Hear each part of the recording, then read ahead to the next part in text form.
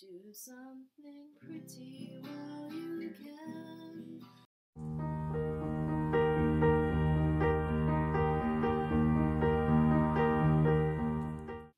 Hello again! It's Asian Girl Problems, episode 7, the Belle and Sebastian edition.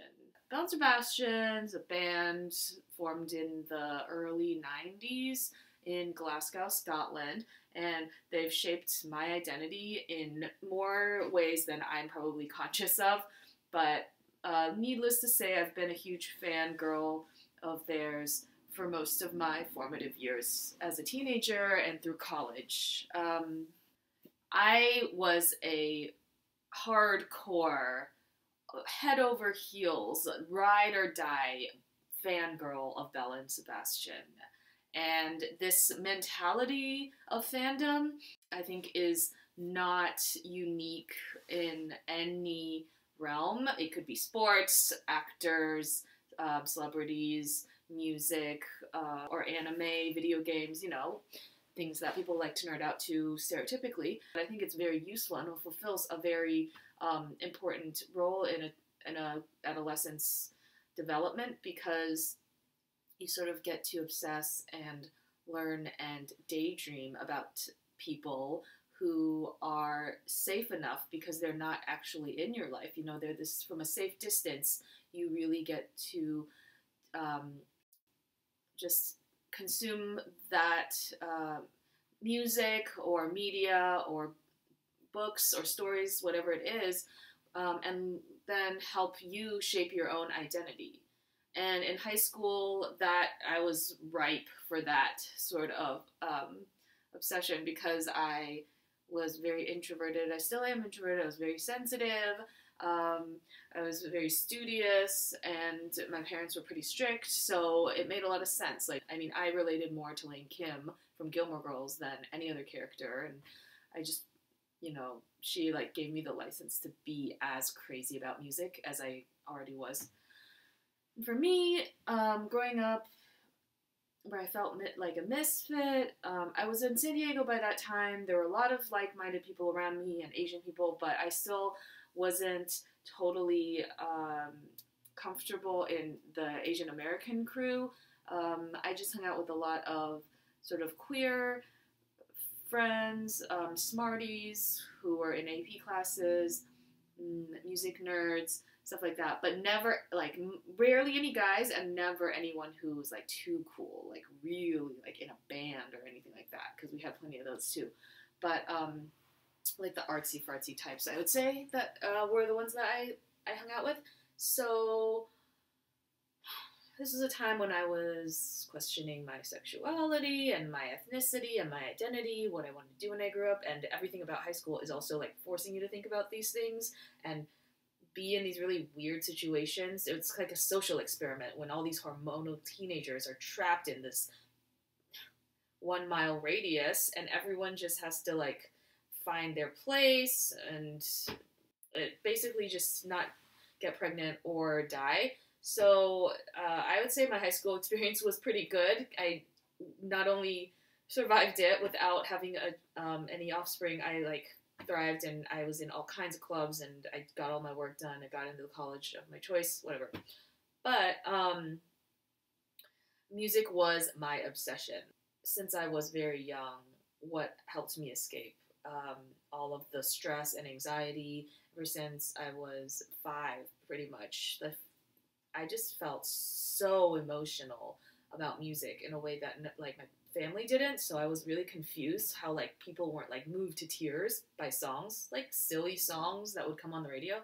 So whenever my parents would fight, which is all the time, I often listened to music, went into my room to drown out the fighting, and these celebrities just became my friends. So anyway, I've been listening to Belle and Sebastian lately again. It's every year there will be a couple weeks of the year when I go back to, I don't know, that music. It just fits my mood for what I'm into, something peaceful, something that I know inside and out that's just nice to listen to and relax to. So I'm on that kick right now, and I thought that's why it would be a good time to talk about Belle and Sebastian. I also loved so many other bands, like obsessed about them, but none to the point of Belle and Sebastian, to the point where I like met them and wrote about them. Like I would buy almost all the shirts I could that I liked from their online website. I would read their diaries, like not real diary, like blogs, but they called them diaries. The lead singer of this like 7-8 piece band was Stuart Murdoch. He was a obvious front man, and he wrote most of the songs and like represented them in most interviews. And he was just the cutest little man. Obviously, I had the biggest crush on him. I would have married him as a 16-year-old. So he was like 35 or something at the time. Would have done it in a heartbeat. Like clearly, it was more than a platonic crush. But they created this culture, and nowadays we joke about it because it's this very twee, like bookish, like weird, childish, twee kind of culture of fans and fan base. But at the time, it was just what I needed. It felt like I understood the lyrics. I understood what the people he sang about were going through. There's a whole backstory to why he sings about like young kids and misfits and teenagers and stuff, which I won't go into. I could ramble on forever about this, but anyway, I knew all the facts about Belle and Sebastian. My yearbook quote was from Belle and Sebastian. It was like, do something pretty while you can. My God, the name of that song escapes me. I'll link it here.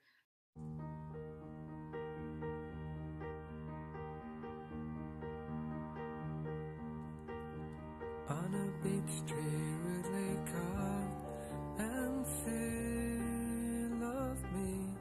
Why did she do it? Was she scared? Was she bored? And so that was way before 500 Days of Summer, which I was so offended by because I was like, I put a Belle and Sebastian song in the yearbook.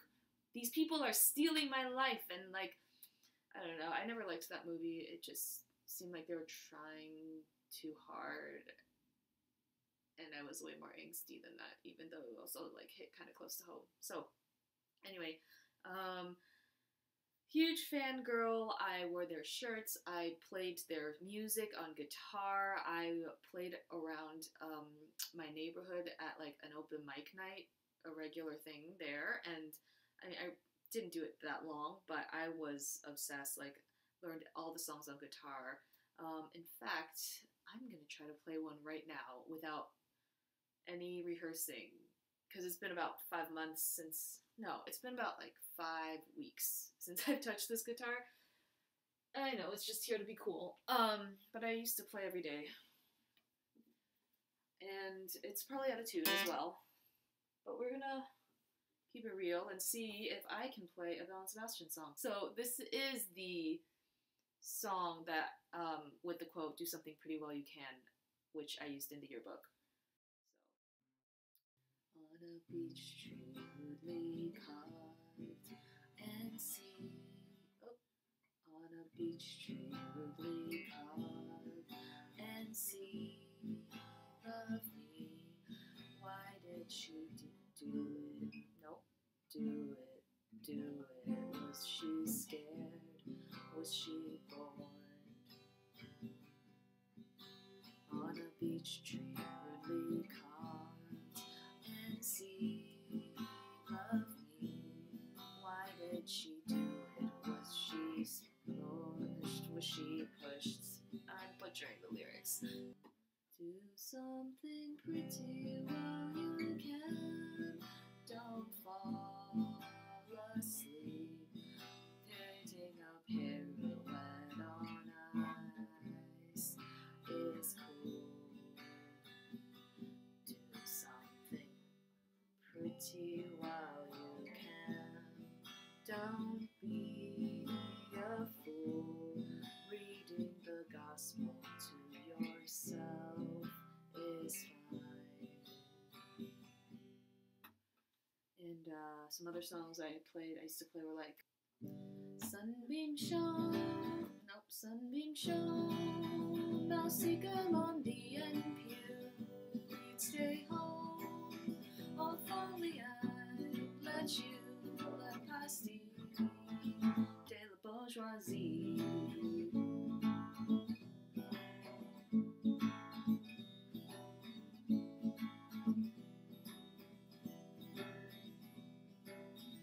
Municipal pool, your junior lifesaver, and your friends are all serious ravers.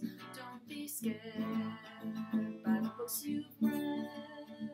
You're the heroine, you'll be doing fine, fine. Wouldn't you like that? Wouldn't you like to get away? Carouacs beckoning with open arms and open field. No. Wouldn't you like to get away? Carouacs beckoning with open arms and open fields of eucalyptus westward bound. Wouldn't you like to get away? Give yourself up to the allure of Catcher in the Rye. The future's red in stars and stripes. Anyway, that was that. Oof. One day I will practice more and play some of my other favorite songs, non-Belle and Sebastian ones. Their website was very robust, to say the least. It had like 9 sections, and you could just learn so much about them, and they put all of their stuff on there, all their lyrics. It was like the best resource. And back then, it was like hard to find lyrics for like even well-known indie bands, especially like to get an accurate reading. So I was on there like every day. And then they would also answer fan questions and answer fan mail that you could submit online. So I think you know where this is going. I submitted several emails to them. I usually wrote them to Stuart because he was the one who wrote in the diary, and he would update us on things, and he always talked about his fans. So I just wanted to get a shout out or something. Like, I also sent them an email, and I found this in my emails the other day. Dear Stuart, I was feeling under the weather today, but decided to check the website before hitting the sack early, and it's a good thing I did. Let me be the first, or perhaps 140th, to say great job on being the best Scottish... Oh, great job on the best Scottish band win. Ask anyone and they'll agree that you fine folks deserved it. So this was like, they won a huge award in the UK. I'm thinking that the wonders of the body in times of anguish you addressed in a recent diary entry applies here. I knew I was amongst all the other Belle Sebastian fanatics that check the site religiously for that extra zing to brighten their day, but who knew it had such a strong medicinal purposes. I honestly feel better now, especially in the nasal area that has been a bugger all day. I could continue on about how your band's music has dominated my stereos, and let's face it, my life, and how terribly fetching your Scottish accents are. But that deserves an email of its own. Apologies for unloading my shallow teenage worries on you. One of my teachers who I've grown very fond of, he plays Belle Sebastian in class. Oh my god, another story. Not unlike my adoration for you, will be leaving my class next week. I shouldn't be too bummed, but lately I'm very tired of high school, where boys think I'm a lesbian, and giggle at their little jokes. Oh, giggling at their little jokes is the only way to prove otherwise, because of this, I may often find myself in an awful Lolita complex. Does this get better with age? I sound like drug addict or like serial killer right now in this email because it has no train of thought. Basically, it was about asking him about my crush on one of my teachers, who was like a 50-year-old guy who like was the coolest person I thought I knew at the time, and I just hated everyone in school. This isn't meant to be a proper Q&A question, rather embarrassing. I like how I'm trying to be Scottish. I was wondering, what is the best word you've ever made in Scrabble? I feel good enough for dance. Thank you for lending your ears. And then I sign it off with my name. And I'm just going to leave that here for you because the stories get more intense. So I traveled to England to study abroad in college. And by then, trust me, I was like much less crazy about Belle Sebastian. I wasn't that worldly, but I had graduated past like being obsessive, and we decided to go to England, me and my friends, for the summer to study. And I studied English literature, and I learned a lot about I saw so many amazing memorials and museums regarding like English and literature. But and I traveled around Europe. But when it obviously I insisted that my friend go with me to Scotland, and Glasgow and Edinburgh are the two main places, and we only had a weekend, so I decided to choose Glasgow because they were kind of far apart. I couldn't do both. We went to Glasgow, and of course, because I read somewhere in an interview that Stuart sings at his church when he's not on tour every Sunday. He sings in the choir because, of course, he does. And so my friend and I, we went to Glasgow, went to Loch Ness, did all the Scottish things. Look at all this candy we ate here. It's like ridiculous. All we did was we were fueled on sugar that whole trip because it was cheap and we were young, even though I already looked like a hot mess. But she went with me. She came with me to the church that I knew he attended.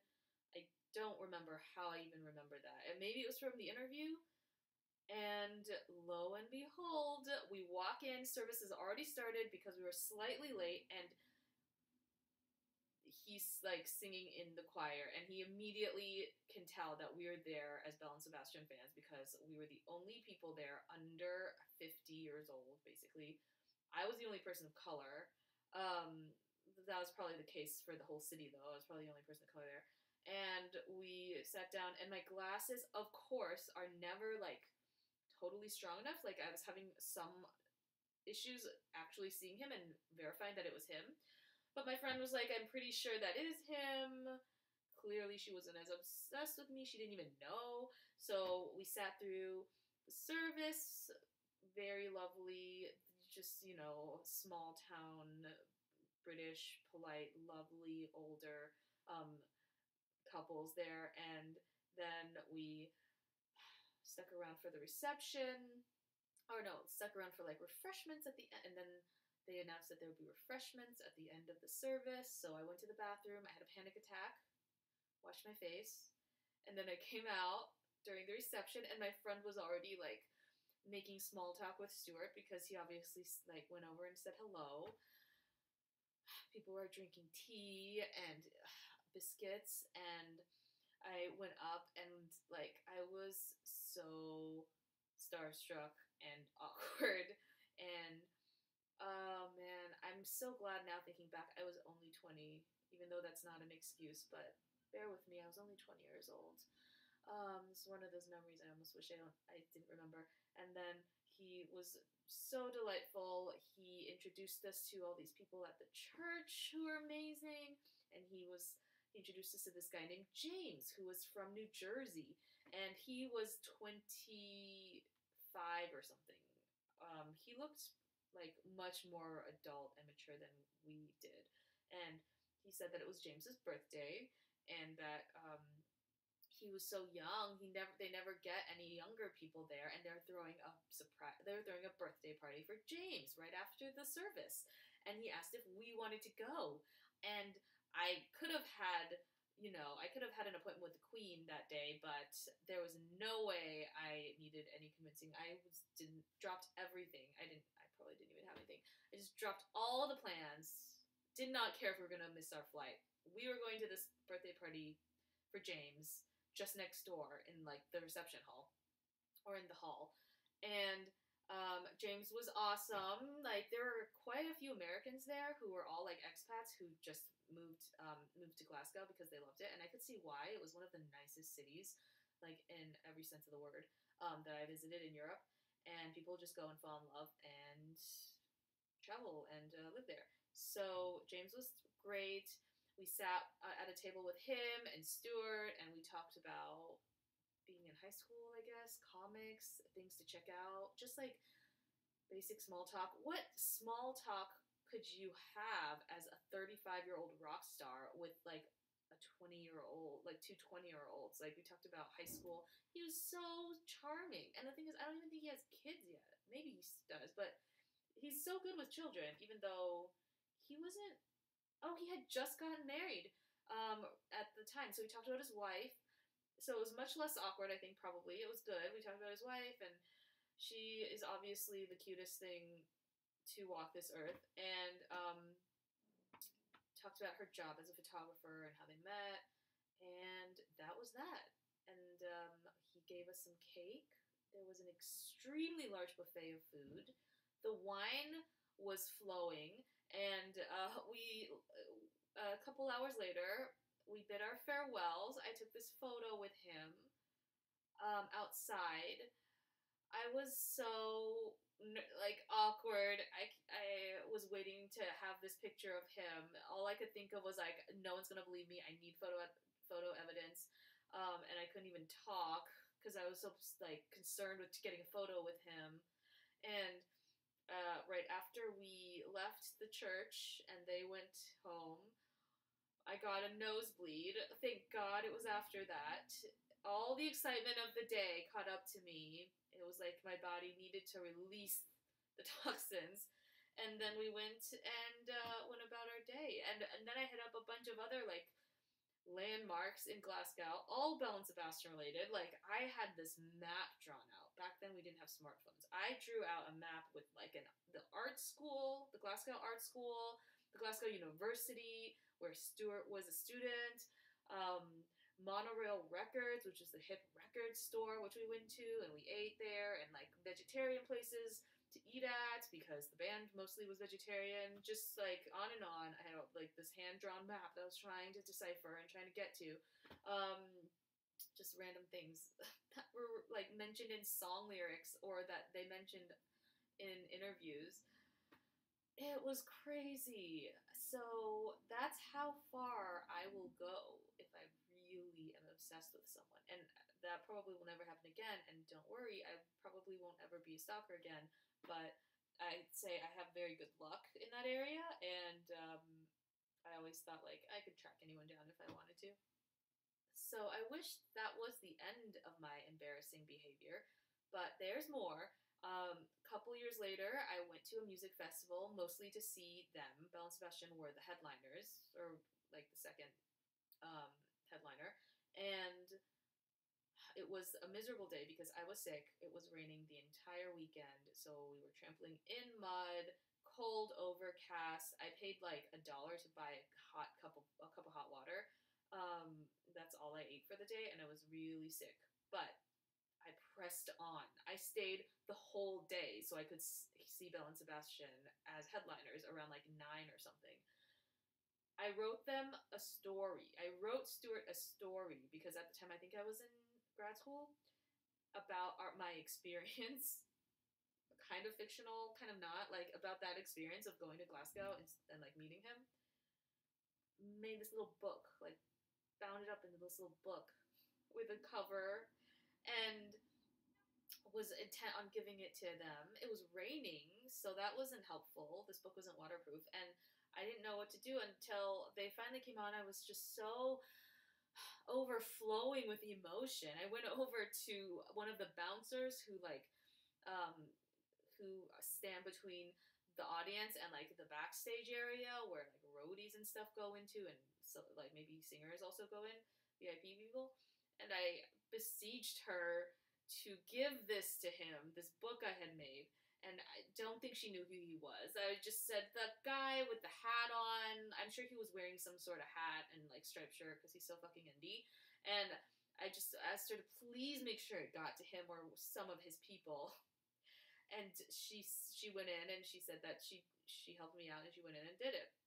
And so then the whole time I was, this was before they went on, I think. So the whole time I was just praying that he would make some sort of gesture to indicate that he'd gotten my gift, whether it was like a secret signal or maybe he would pull me on stage and I would get to sing with him, because that is something they would do at a lot of shows, just to get people from the front to come up and dance.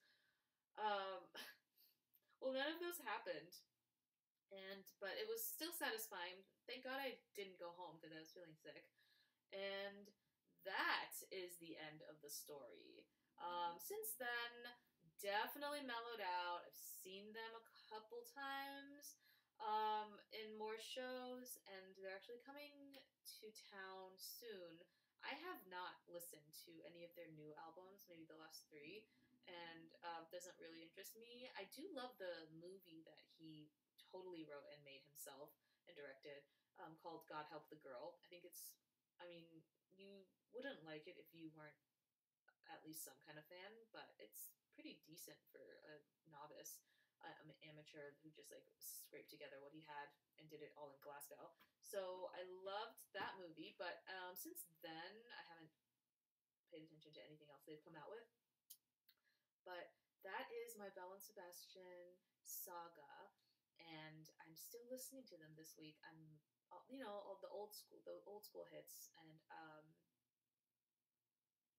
their DVD Fans Only is also very good. Clearly fan enough to have that DVD, and have seen it dozens of times. But that is it, and that is the most extreme fangirling I have ever done. I'm glad it was with a really decent, sweet, sweet band that like had some substance and wasn't sort of all like crazy and promoting unhealthy behaviors. Although I did listen to a lot of those too. So thank you for listening. I'm overwhelmed with emotion right now, and probably gonna go play some more Belle and Sebastian on my guitar. So it's been great talking. This is probably my favorite video that I've done since I started this, and I will see you next time. Do something